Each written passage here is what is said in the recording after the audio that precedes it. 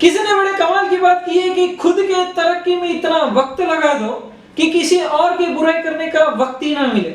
जी हाँ दोस्तों, मैं देवेन आपके लिए फिर एक छोटी सी कहानी लेकर। एक गांव में एक किसान था। बेचारा काफी गरीब था। अपना घर परिवार चलाने के लिए बड़े मुश्किल से पैसों का इंतजाम करता। एक दिन अचानक से उसके बेटे की तबीयत खराब हुई। उसने तुरंत ही अपने बेटी को अस्पताल लेके गया।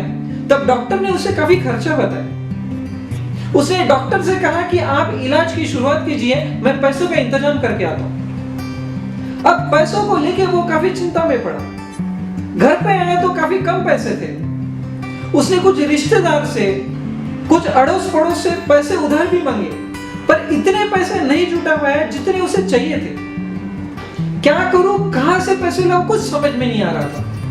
तभी उसने सोचा कि खेत में जाके जो गेहूं पड़े हैं उसे चुनकर उसे बाजार में बेचकर क्यों ना थोड़े बहुत पैसों का इंतजाम किया जाए। यही सोच से वो खेत पे गया। एक पेड़ के नीचे अपने जूते उतारे और खेत में पड़े गेहूं को चुनना शुरू कर दिया।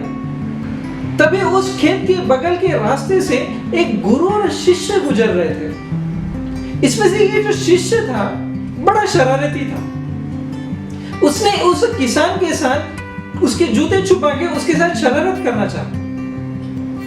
तभी उसके गुरु ने कहा कि हम इस किसान के साथ ऐसी शरारत न करते हुए क्यों ना इसके जूते में कुछ पैसे डाल के इसके साथ शरारत की जाए।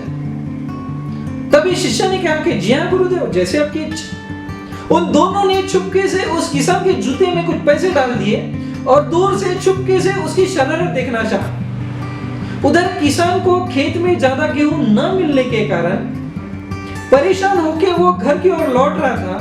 तभी उसने देखा कि उसके जूते में कुछ पैसे थे। यह देख के वो काफी खुश हो गया।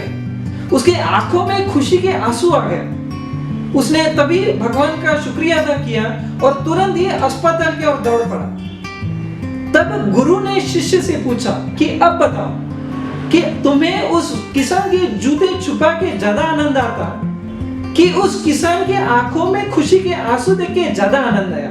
तब शिष्य ने कहा कि जी हाँ गुरुदेव, मुझे उस किसान के आंखों में खुशी के आंसू देख के ज्यादा मजा आया। जी हाँ दोस्तों, ये छोटी सी कहानी हमें ये सिखाती है कि किसी का बुरा करके हमें उतना आनंद नहीं मिलता है, उसे कई ज्यादा आनंद हमें उस किसी का अच्छा करने में मिलता है।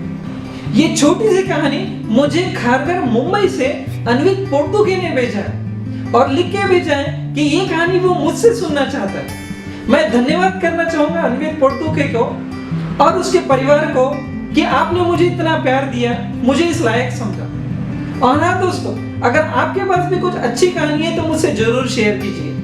मैं देवेन कहना चाहूंगा आप सबसे, जी लो जिंदगी दिल से। धन्यवाद।